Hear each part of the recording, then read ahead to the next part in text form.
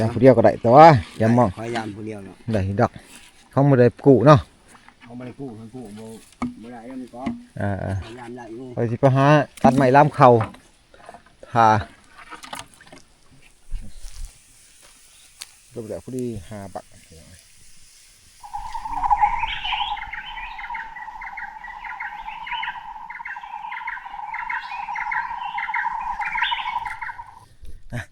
สวัสดีตอนเสาร์เนาะเสาร์แล้วมันแจ้งมาแล้วพี่น้อยถึงตอนเสาร์มือใหม่อีกแล้วมื้อนี้อัปลัดสบายดีตอนเสาร์ยังไงเอามืองุ่มนาเฮ็ดกรุบสูบอยู่บาดดิ หนาว หนาวแห้งบ่นะพัดยังคืนนี่ อยากบ่เจอความผัน บ่จือเลยว้าข่อยจักพันอีหยังข่อยก็ได้ ผัน อย่าคืออยาก นอน จืด น้ำเนี่ยบ่ อย่าคืออยากจืออยู่ บ่ เด้อ พันนอนน้ำเนี่ย ฮ้อยโอ้ยนอนน้ำเมียบ่พันก็ได้ดอกอะไรถือว่ามือแรงวาดนี่เฮาใส่หม่องอยู่7ลังพี่น้องเอ้ยคือเฮาถือหม่อง เจ็ ว่า ดลักเจ็ดหลัง 7ลักก็ได้7ลังก็ได้ คือเนี่ยว้าวเจ็ดลัก คือว่าหม่องเก่าหลังเฮาใส่แล้ว7มื้อนี้เฮาใส่เพิ่มอีกมื้อนี้สวยบ่ได้จังยามมื้อนี้เนาะสวยเติบๆพูดแล้วรับ8 โมงยับเนาะ5แล้ว6ก็จักสิเลาะทางใดเดี๋ยวนี้ผมอยากเข้าไปบ่อนบ่เคยมาสำแถวนี้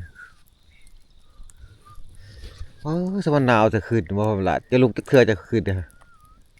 เนาะ กดหนาวแห้งลิ้นรอได้คืนนี่ได้ค่อย ยามเนี่ยมันก็ เย็นเลยเขาลุกประสุมไฟเท่าไรเถื่อผมคืน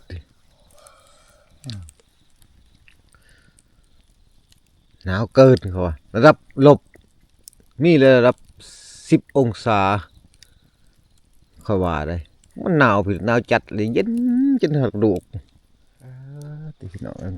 ดูอายหมอกนี่นะมาดูคัดมันกลมเลย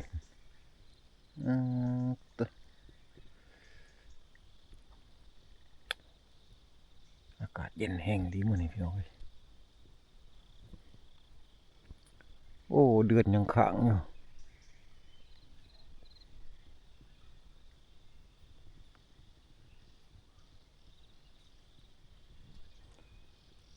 สำคัญไพ่เลยไอหมอกอยู่น้ำ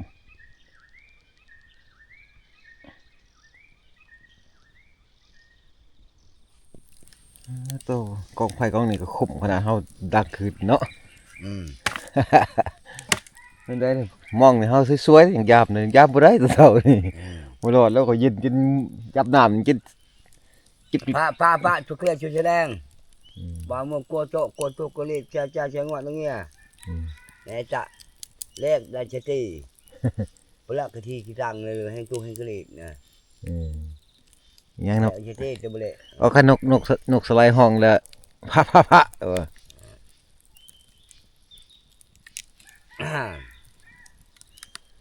เสียงไก่ต่อทั้งพวกกลุ่มนั้นแล้วนะครับบ่แม่นดอกเสียงไก่ป่าเสียงนั่นนี่เนาะ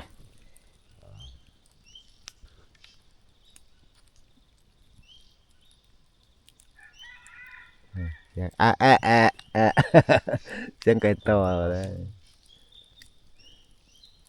มาใช้มองรังเลยปะเลยเนาะจะไปเลย ผ่านประหลาดสิพาความผักเซ่เบิ่งนั่นพี่น้องเอ้ยก็หาเลาะเบิ่งอย่างนั้นมีกงหมากมองในภูเขายากเพราะว่ามันยังหนาว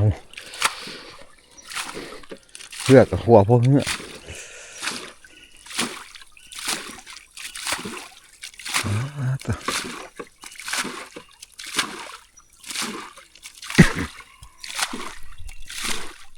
หาสิเดินทางความพักเซ่พี่น้องเอ้ยผ่านประหลาดพาไปจะเบิ่งดูน้ำหมอกควันกลุ่มควันกลวมน้ำเนาะไอ้น้ำพิลึกแท้เนี่ยวะนี่คือควันไฟเนาะเป็นแนวนี้ไอ้น้ำมันกลุ่มดูเนาะ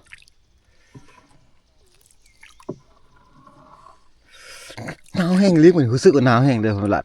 เขาตื่นก็ได้เถื่อคืนเขาดูซุ้มไฟพิงเจ้านอนก้นเลยเจ้านอนคักจะนอนเสียงไก่ปลาแล้วตอนนี้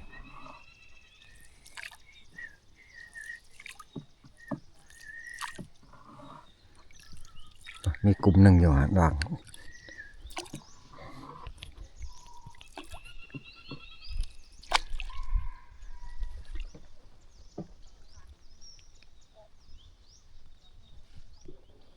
อันนี้ลำเซนวนตอนเสาร์พี่น้องเลยตัวจนอายน้ำควันกลุ่มควันกวบเลยโอ้เป็นแนวนี้อายน้ำเนาะ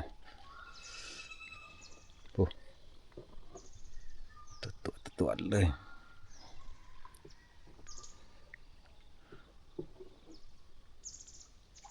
แล่นอยู่มองหน้าเจน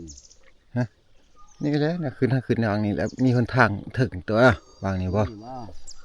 นี่มันใจทางแรกเนี่ย ทางใดก็ไปเลยต้องบุกป่าขึ้นดอกมันประหลาดพาไป ว่าไปผูกหัว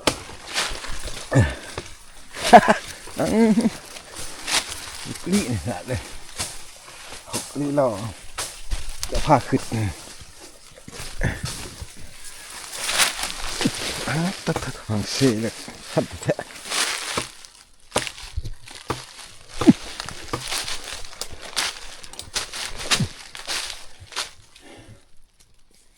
ขึ้นได้ว่ามันหลันถือว่าเฮาสิเลาะดงก่อนพี่น้องเลยเลาะดงก่อนตอนเช้าเนี่ยมันสวยจังสิมายามมองหนาวแห้งยามมองก็ได้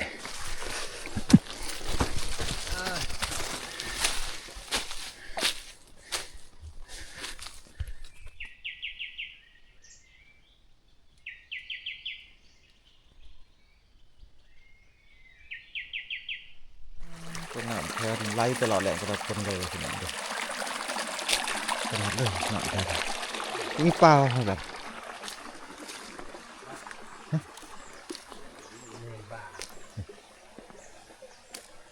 นี่ป่า น้ำแบบตลอดแหล่งตลอดคนเลยเนาะเนี่ยสิกินดับกินง่ายนะ ได้แล้ว ผัก เย็ เลย น ผักเลยน้ำความเย็นแห้งวะแบบไล่ตลอดแหล่งตลอดคนเลย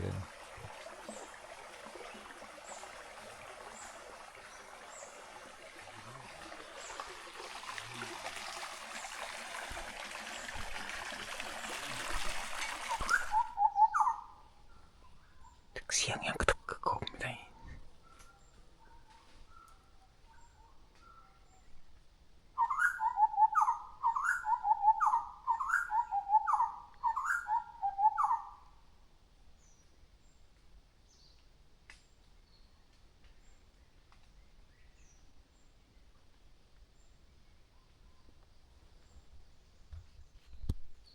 นกกินมาเข่งบ้าตอนจะเป็นนกยังกระไร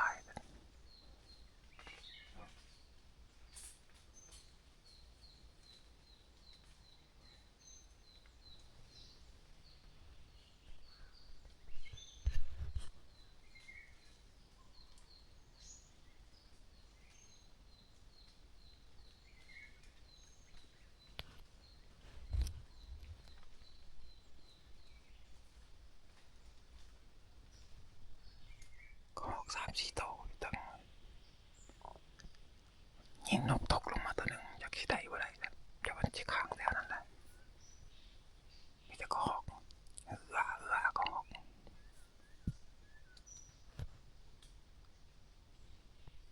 นกกระโดดก็ตกก็หอกก็ตกมันมาหาบุเห็นจากโตเลย ๆมีใคร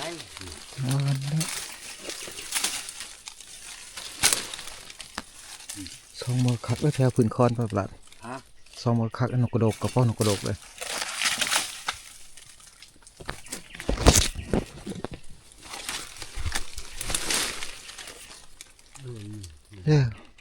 ได้จักอยากไงจักดิ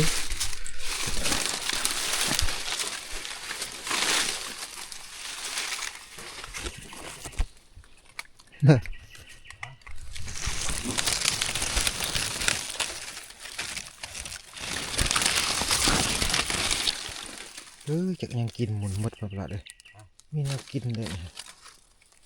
ป้าหมุนเลยจักยังกินมัน เอ้ย จำห้อง ก็หอกก็มีแนวกินแล้วก็หอกก็ได้ดูนี่เอาดูนี่เอานกตกมันก่อนเอาปุ๊บนกกระโดกเลยก็หอกไปเล็กโตแล้วก็หอก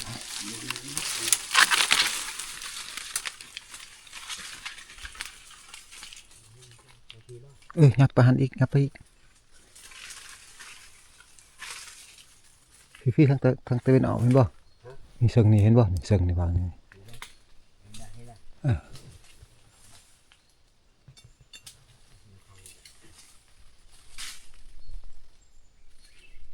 ก็หอกไว้หลายโตน้องพี่น้องเอ้ย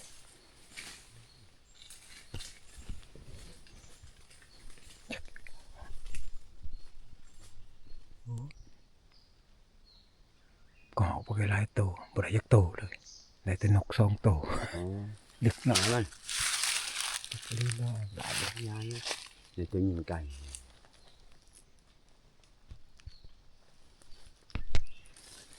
ว่องหอมว่อง กวางเนาะก็อย่างนี้เลยกวางเนาะแต่ว่าเนาะ ว่องมันก็ใหญ่เจอมันกินเยอะ กวางแค่ตายขนาดนั้น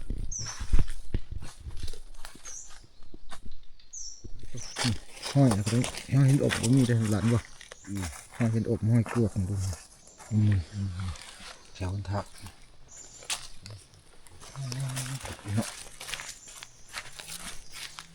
เรามาถึกเสะ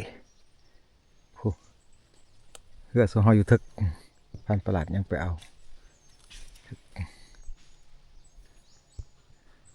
ได้ทับครับพี่น้องคนกันขามกันบริไกลประหลาดมาเลยจะเป็นสองน้ำสองเหลื่อมตาขนาดนี้ต้องพูดอะไรพันประหลาดสั้นๆแท้เลยนี่วะสั้นแห้งลีหลอนดูว่าแล้วนี่เหลื่อมตาขนาดตะเวนนี่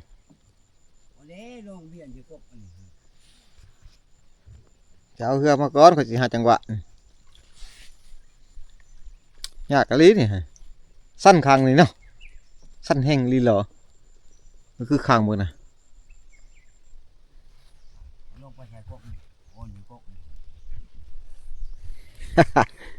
เอ้ยขอยสิลงได้บ่นี่คือเจ้าบ่มาทางนี้มาเสลียงพี่อันนั้นบ่ขอยสิไปได้บ่ล่ะพ่อหลานโอนงามลงนี่แหละครึ่งเหือดีๆเด้อ có cho bài mãi này một ai cặp bay hai cặp họp hả bài bỏ nhà mỏng đó bay bòn còn leo rồi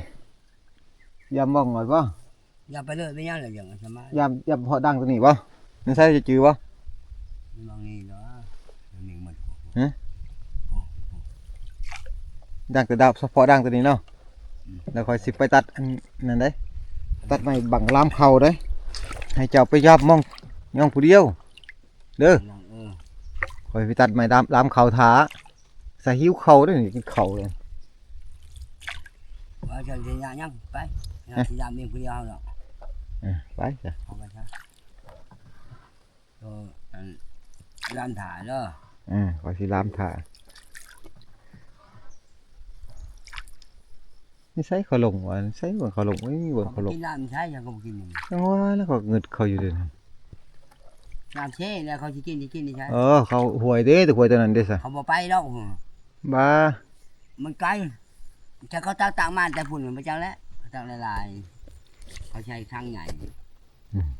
เขาบอกเพื่อนจะบอกมันก็กินนี่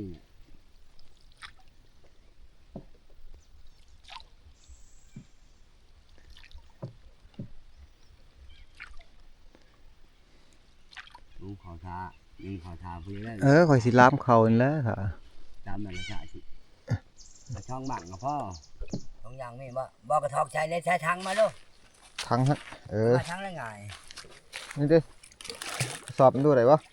ช่องมองนี่แหละ สอบมองบ่อย มาที่ข้าวดิเอากระทางนั้นได้ไง ทั้งบ่เอาคอยสิถอกทั้งเจ้า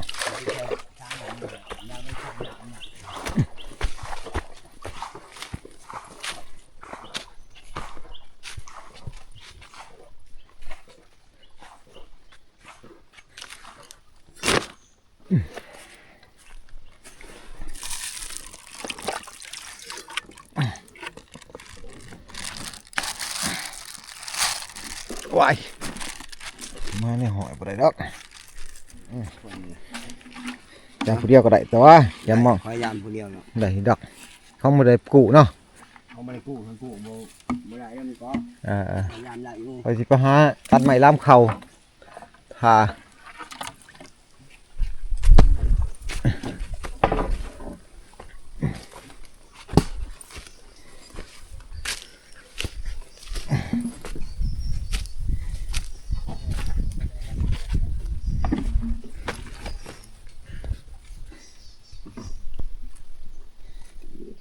เฮาก็เดินทางมาแต่ปากเสภาคเสบางนั้นพี่น้องไปหากินสอนดินก2ตัวแล้วมาฮอดแล้วก็แบ่งตำแหน่งกันให้พันประหลาดไปยามมองคอยเป็นผู้หาไม้มาล้ามเขาสิตั้งไผไว้ก่อนเดี๋ยวสิไปหาตัดไม้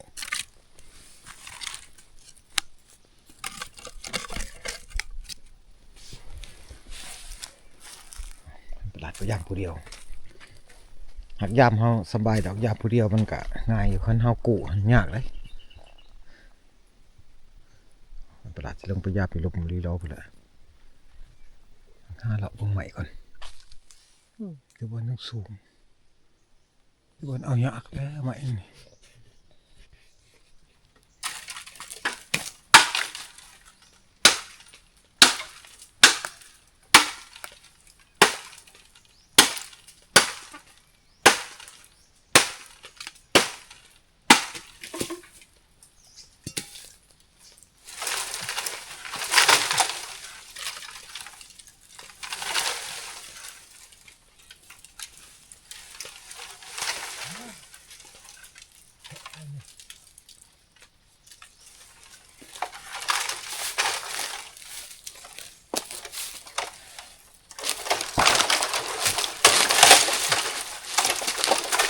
ในสุดเฮาก็ได้ไม้ลำหนึงมา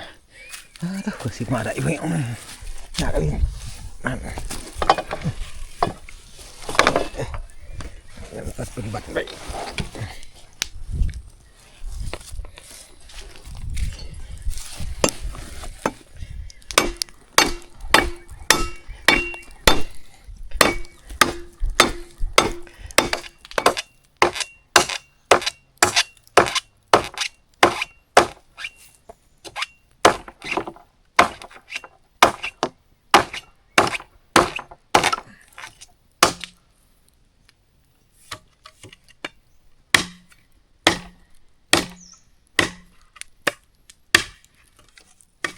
มันได้ใหม่4บังคือสิพอกินเลย2คนเลย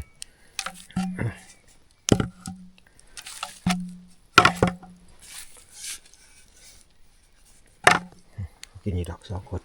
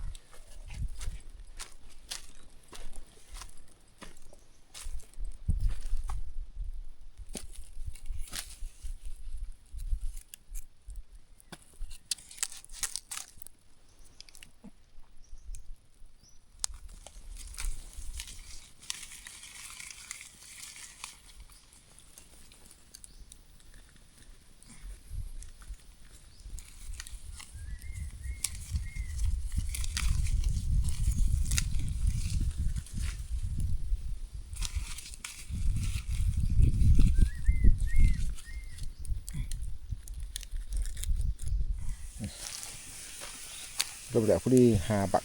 โอ้ยเอาไผบ่ให้ไผลุกแห้งทดสอบอีกบาดนึง ฮ็ดสุดก่อนใหม่หมดเฮ็ดสุดก่อนใหม่ครึ่งหนึงย่างครึ่งหนึงบัดนี้สิอ้อยใจเย็นๆคือสิสุกดีอยู่ถ้าเฮาเอารถไถมาก็ง่ายนิดนึงเพราะว่าเฮาได้ใส่หม้อหนึ่งหวดม้วยเฮาถือมาพร้อมแต่ว่าขี่มดรถจักรนี่รถจักรหรือมอเตอร์ไซค์แต่ถือแต่บ่วงกับถ้วยมัดเท่านั้นแหละคันเฮาสิถือหวดถือม้วยมากอะมันใส่ยากแหละบ่มีบนใส่ก็เลยว่าเฮาพันประหลาดเราเคยเห็ดนำลามเขาเนี่ยแต่ลามเอาก็แซ่บแต่หอมกว่าเขาเฮาดึงใส่หัวใส่หม้วยอีกแซ่บประเภทข้าวเหนียวน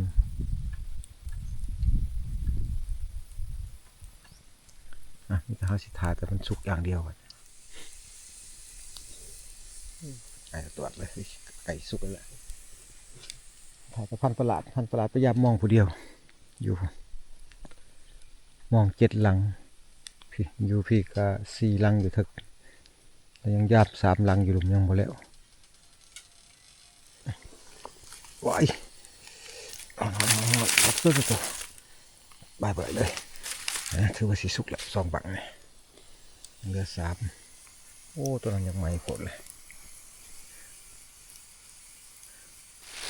มาติดสอบบังตัวนี้คือสิพอดีเบิ่งเด้สุกแล้ว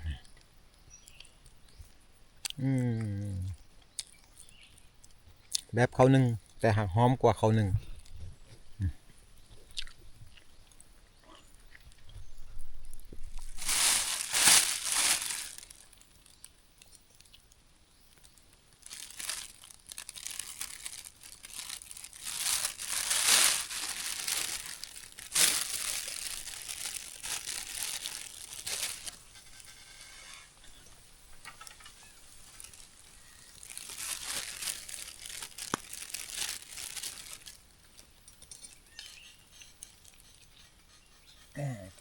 ตัวหอน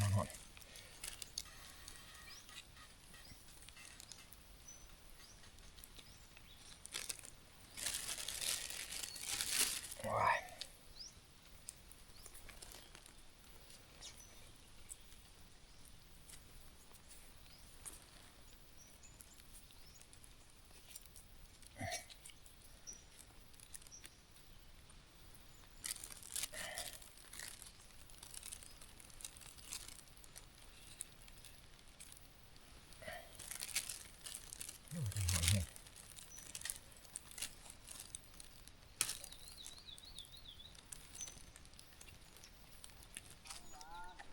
เฮ้อมาละอะไ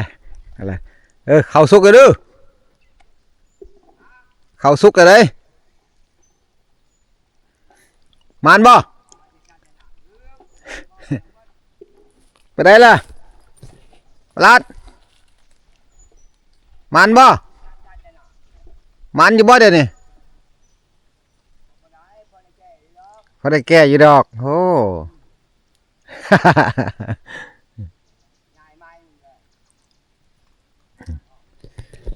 คือว่า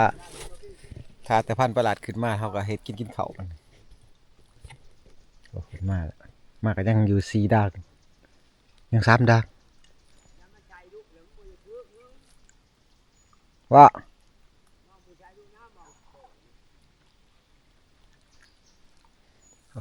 พันประหลาดยังยามมองความยังอยู่3 ดาวยังบ่แล้วยัง3 ดาวจะคอยสิพาบังคับลามทาเพิ่นนะ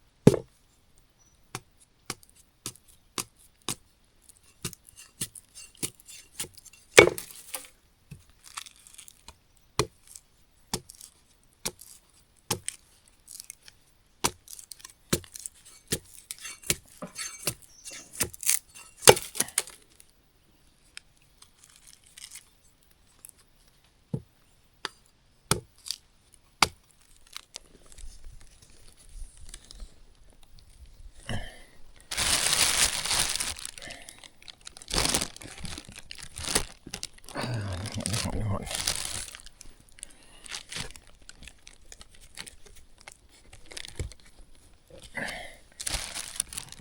แล้วข้าวหนึ่งดีงามผู้ที่กินหอมสองคนเขาอีกสองบักเขาได้ผ่าเพื่อไว้เดี๋ยวก่อนจะพาให้กินแล้วเกิด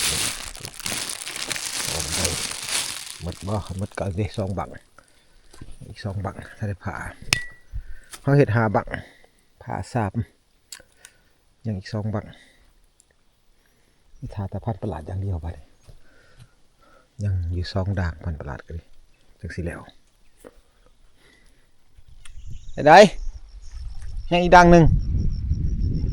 ยังดังหนึ่งสุกมาแล้วได้เข่าหอยเห็ดแล้วมาแล้ว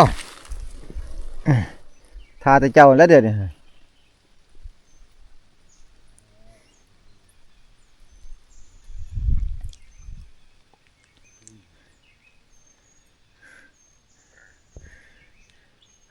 ย่ำตัวนี้แล้วเอาป้ามาให้ข่อยก่อนเด้อข่อยเสียกินทาเด้อเอาป้ามาให้ข่อยก่อนข่อยเสียกินทาฮะสิเลือกอันนี้แล้วเลือกอะไรไปเห็ดกินทาจะพยายามต่ออีกอย่างดังเดียวนะหรือทาพร้อมเดียวกันวะทาบาเดียวกับพาบาเดียวเจ้าบุญยาเขาวะบุญยาตรงเนาะอดเอาโอเคโอเคโอเค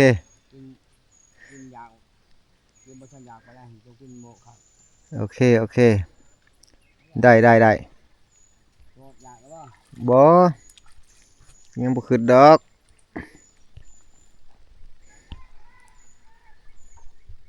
มองตัวได้บ่ถึกมองเก่าโตตัวนี้มองไทยบ่ถือว่าตัวน่ะมองก็บ่ได้ปานใดทอขึ้นนี่มองตัวนี้มองนี่ขึ้นผู้บ่ถือแล้วชานโตของมันมองตัวนี้คือจะว่าขึ้นนะมองตัวใดมองตัวนี้เลยมอง2เลยมอง2มอง3มองได้ช่องโตนะในป้าน่ะบ่ป้าตองเลย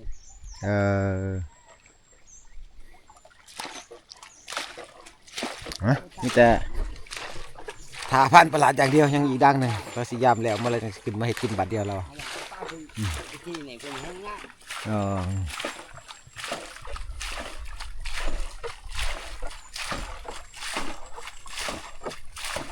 ขึ้นนี่กับตัวนี้ตัวได้ลายกว่ากันสำคัญเนาะพอพันกันกับคืนนี่เนาะคืนนี่ก็ได้ลายสมควรได้กว่าคืนนี่พอพันกันเนาะตอนเสาร์กับตอนแรกสำนันแล้วกับมันถือสำนันแล้วให้มันถือสำได้ให้กวนอีก มันถือดังละโตแห้งในตัวอันนี้มันถือดังละลายโตเติบอยู่นี่มองตัวนี้บ่ถือแล้วบ่ย่อสูงก็ได้นะจากกับบ่ถือ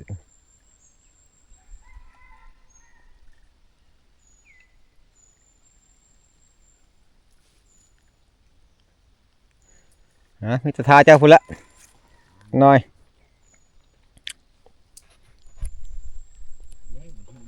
ถือกินเนาะ